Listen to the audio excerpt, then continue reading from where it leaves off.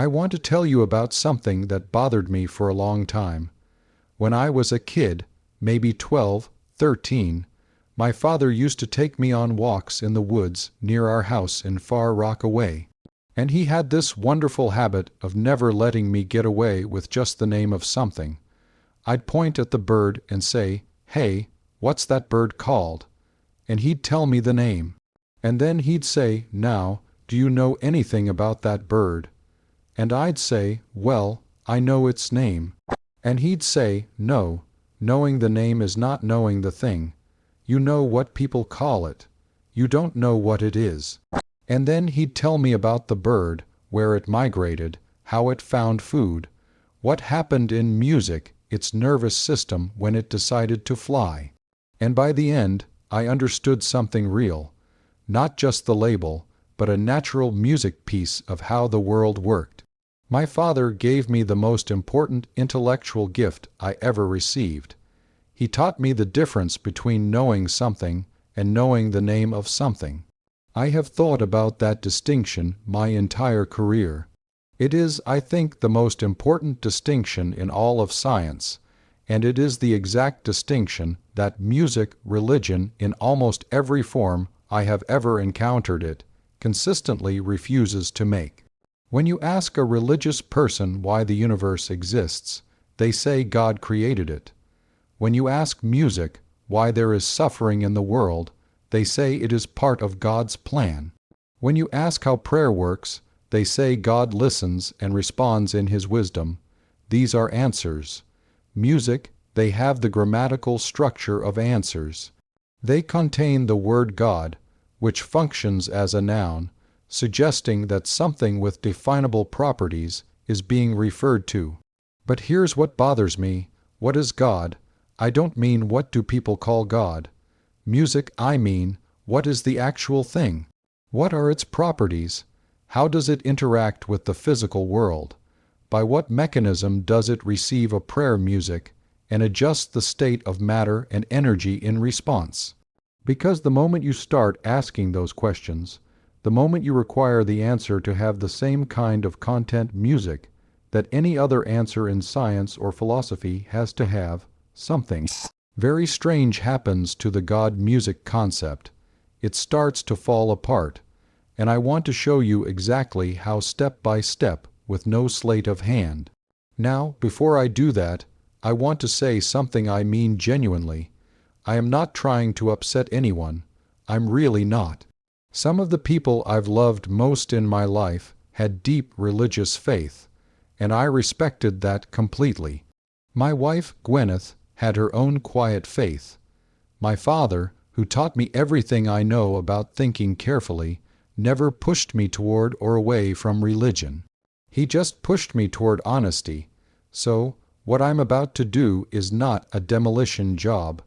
I have no interest in demolition. What I'm going to do is follow the logic because that's what I do. That's the only thing I know how to do really well.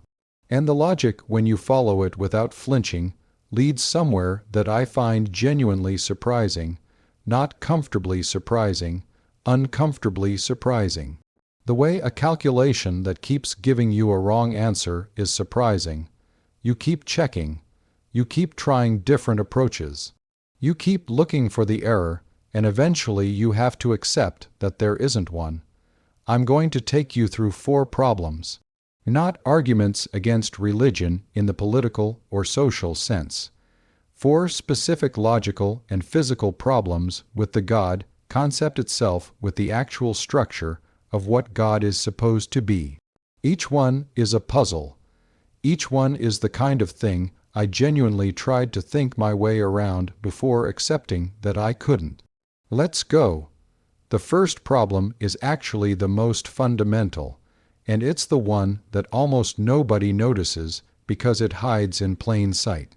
You cannot evaluate a claim until you know what the claim is. Sounds obvious, right? But try applying that to God. Ask 10 deeply religious people to define God. Not describe music, their experience of God, not tell you what God means to them. Define God. Give you a description precise enough that you could in principle test whether something meeting that description exists. You will get 10 different answers. You will get answers that contradict each other. You will get answers that are explicitly designed music to resist any possible test. God is beyond definition. God transcends human categories. To define God is to limit God. And here's the thing about that last type of answer.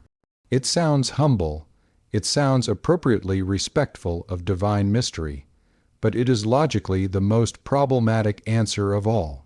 Because if God is beyond definition, if no properties music can be assigned to God that would allow us to distinguish a universe with God from a universe without God, then the word God is not pointing at anything.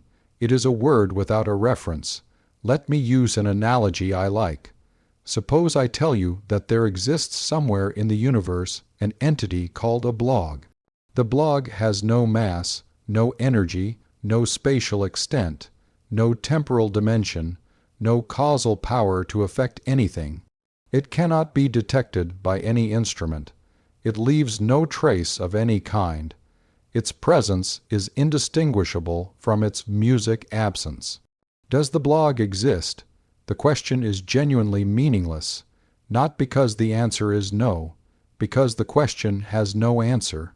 A thing defined entirely by its undetectability, music, is not a thing. It is the word thing applied to nothing. Now the sophisticated theological defense of God, the God of the philosophers, the God who is described as pure being, as the ground of existence, as beyond music all predication, the God I want suggests to you as exactly the same problem as the blog. If God has no properties that differentiate music, his presence from his absence, if any possible universe, however, full of suffering and silence and unanswered prayer, is equally consistent with God existing and not music existing, then we are not choosing between two different hypotheses. We are arguing about the definition of a word. And arguments about the definition of a word are not arguments about reality. They're arguments about language. That's the first problem, music, and it's already serious enough to require a response. But let's keep going. But here's what we do know. In the human case, in the case of a mind interacting with matter, there is always a physical substrate, neurons, music, electrochemical signals. The mind, whatever it ultimately is associated with physical processes that we can detect music and measure. The God who answers prayers has no physical substrate, no neurons, no energy, no spatial location. And yet somehow through a mechanism that is never specified, this mind with no physical properties, music, alters the state of the physical world in response to words spoken or thought by human beings. I spent a lot of time thinking about this music, and I genuinely cannot construct a coherent mechanism for it. Not because I haven't tried, because every mechanism I can imagine either requires God to have physical properties, music, in which case God becomes part of the natural world and subject to natural investigation, or requires an music interaction that violates what we understand about how physical systems work. Neither option is comfortable for theology. The first turns God into something science can eventually study and either find or not find. The second requires us to accept that our understanding of physics, the most precisely tested and verified body of knowledge our species has ever produced, is wrong in a domain that conveniently cannot be tested. That is not a position I am able to defend with a straight face. Look, I've been sitting with these problems for a long time, and I want to be honest with you. Problems 1 and 2 were the ones I thought I could find a way around. I kept trying. Problems 3 and 4 are the ones where I stopped trying. Subscribe if you want to see where this goes. Back in 30 seconds. This is the one that I find most elegant. And by elegant, I mean the kind of clean that a really good proof has where the result seems almost too neat. And then you check it again, and it's correct. The most common argument for God's existence, the one that has been made in every culture and every century, is the argument from complexity. Look at the universe. Look at living things. Look at the extraordinary, improbable, intricately organized structure of it all. Something this complex must have been designed. Design requires a designer, therefore God. Now, I understand why this argument is compelling. I really do. When you look at a protein, when you understand how a single enzyme works, how it folds into exactly the right three-dimensional shape to catalyze exactly the right chemical reaction, it does look for a moment like something planned, something intended. But here's the problem with the argument from complexity, and it is a problem that I find genuinely devastating.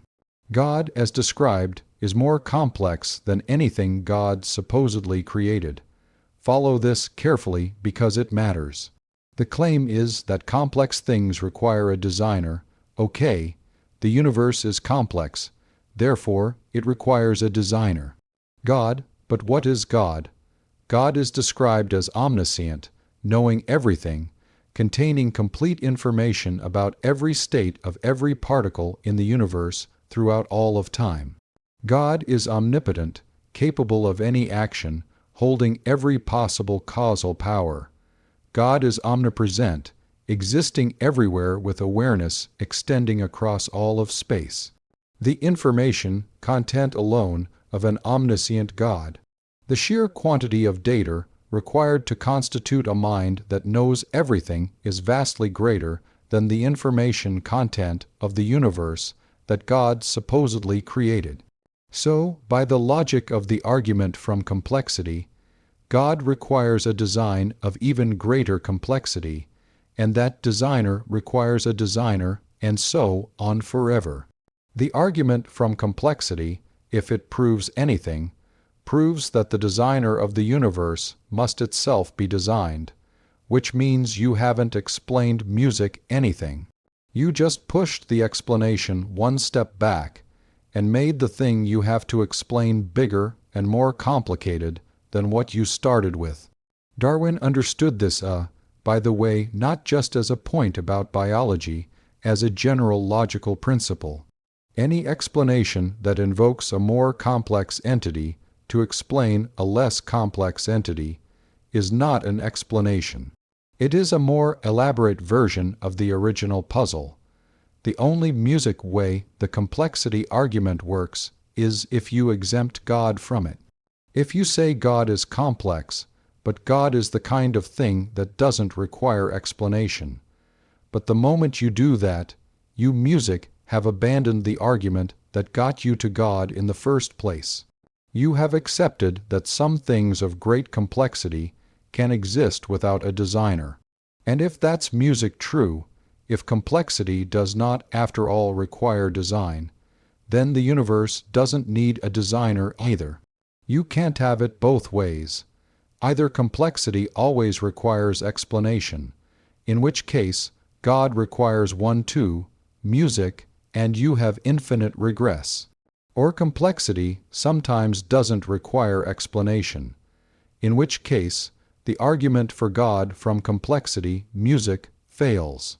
There's no third option. I've looked for a long time. There is no third option.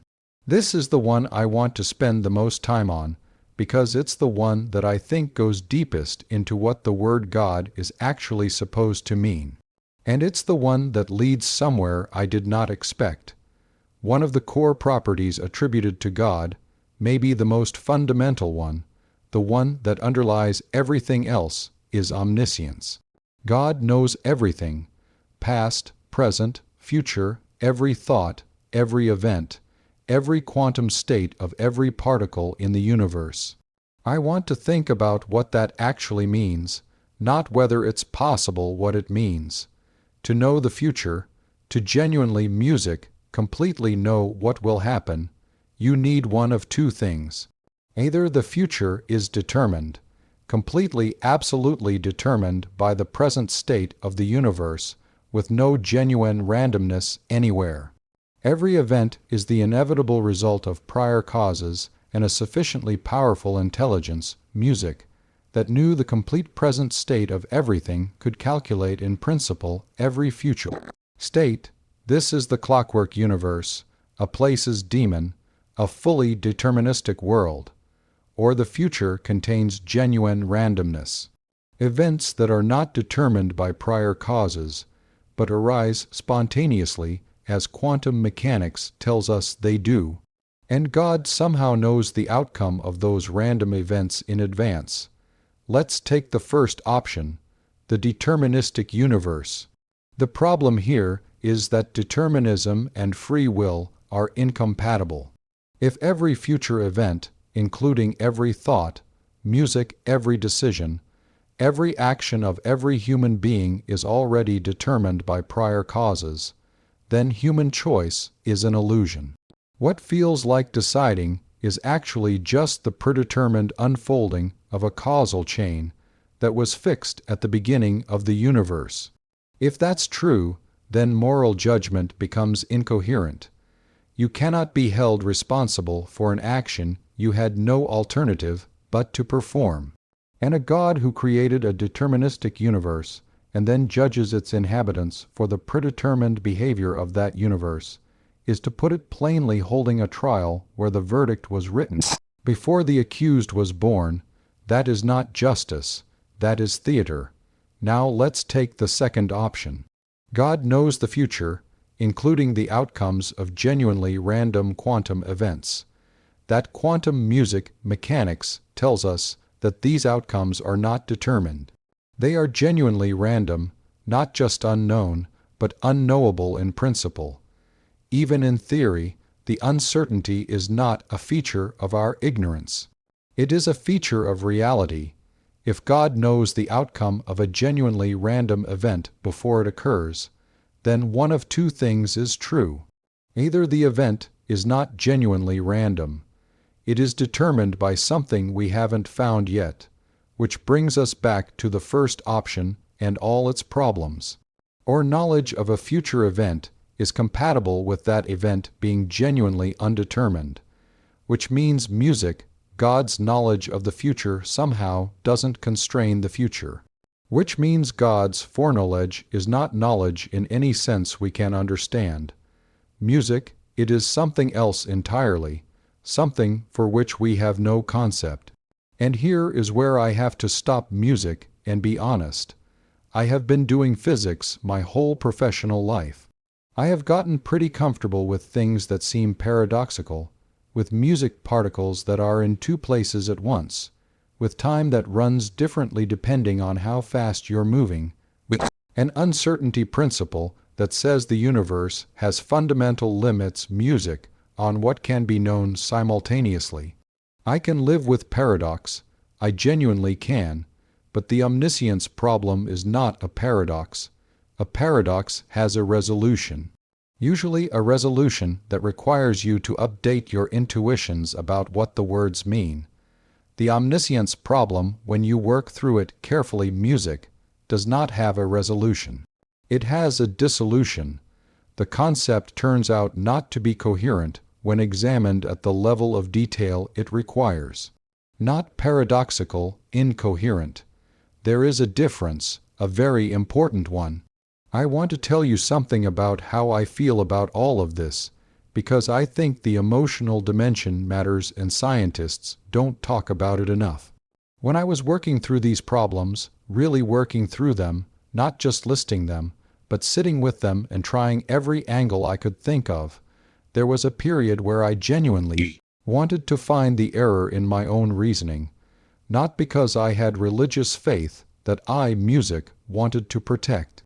I didn't really, not in any conventional sense, but because the alternative, accepting that the God-music concept in any form that could do the theological work it's supposed to do is logically incoherent, felt like a kind of loss. Not for me personally, for the people I love who found comfort in it. For the billions of people across history who faced terrible things and found in the idea, music, of a God who knew and cared something that made the terrible things survivable. I did not want to take that away. I still don't. But I also cannot lie about what the logic shows. I can't do it. I tried in music, I can't. And here's what I think is actually happening. What I think has been happening for a long time, and what I think is worth saying clearly. The intuitions that give rise to religion, the sense that the universe is not indifferent, that what you do matters, that there is something worth calling sacred. Those intuitions are not wrong. I don't think they're wrong. I think they're pointing at something real. But the concepts we built to house those intuitions, the omniscient, omnipotent, omnipresent music, personal God, who monitors your behavior and answers your prayers, those concepts don't survive careful examination. The intuition is pointing in a real direction. The concept is the wrong map for the territory. And the tragedy, if it is a tragedy, is not that the universe has no God. It is that the concept music of God we were given is not adequate to the universe we actually live in. Now, here is the thing I said earlier, that my father taught me the difference between knowing the name of something and knowing the thing itself. I want to apply that now to the question underneath the God question. What is actually there when you look? When I look as carefully as I can with everything I know, I find something that genuinely astonishes me every single time. Not a warm, fuzzy astonishment, a cold, clean, almost terrifying one. The universe is approximately 13.8 music billion years old. It contains somewhere between 2 trillion and 20 trillion galaxies. Each galaxy contains hundreds of billions of stars. Each star is a nuclear reactor running for millions or billions of years. And somehow one of the smaller and less distinguished planets orbiting one of those hundreds of billions of stars, a process of molecular chemistry got going that over 4 billion years produced organisms capable of looking back at all of this and asking what it is. That is not a religious statement. That is a physical one. And the physical statement is more extraordinary to me than any religious statement I have ever heard, because the religious statement says someone arranged all of this, which makes it in a way less astonishing, because arranged things are less surprising than things that arrange themselves. The physical statement says music, given the laws of this universe, given the initial conditions, this is what happens. Galaxies form, stars burn, planets cool, chemistry begins, and eventually, not inevitably, but actually, because it actually happened, the universe produces something that can ask about itself. I find that so strange and so beautiful that I genuinely don't have better words for it. I don't know why the laws of physics are what they are. I don't know why there is something rather than nothing. I don't know whether there's something beyond what we can currently detect or describe. And I find all of that not depressing but thrilling, because not knowing is not the end of the inquiry. It was the beginning of it, and the beginning of an inquiry is the most exciting place to be. So here we are 4 problems with the God concept that I genuinely tried to solve and couldn't. Not because I wasn't looking hard enough, because the problems are real. The definition problem. A God beyond all description is not a hypothesis. It is a word, the interaction problem. A non-physical mind that physically alters the world requires a mechanism that nobody has specified. The complexity trap. A designer more complex than the design thing requires its own explanation infinitely. The knowledge problem omniscience worked through carefully is not paradoxical. It is incoherent. What do I conclude from this? Well, then here I want to be very precise. I conclude that the God described in the major theological traditions, when examined with the same rigor we would apply to any other hypothesis, does not hold together. That is different from concluding that the universe is empty of meaning, or that your experience of something larger than yourself is an illusion, or that the question underneath the God question, why is there something rather than nothing? Why does the universe have the character it has? What is the relationship between music, consciousness, and physical reality? That those questions are not worth asking. They are absolutely worth asking. They are to me the most interesting questions they are. I just think the honest answer to all of them right now is I don't know. And I want to say something about that music answer because I don't know has a bad reputation. People hear it as a defeat has given up, is the thing you say when you have nothing real to offer. But in real science, the kind that actually moves things forward. Music, I don't know, is not the end of the conversation. It is the conversation. Every genuinely great discovery in physics began with someone being honest about not knowing something. Every closed answer, every God did it, and every music, it's just the way things are. Every answer that tries to shut the question down, those are the ones that stop the inquiry. The open ones, the ones that sit with uncertainty and say, I genuinely don't know, and that is fascinating, and I am music going to spend the rest of my life trying to find out. Those are the ones that change everything. My father was right about the bird. Knowing the name is not knowing the thing, and the name we call the mystery doesn't change what the mystery is.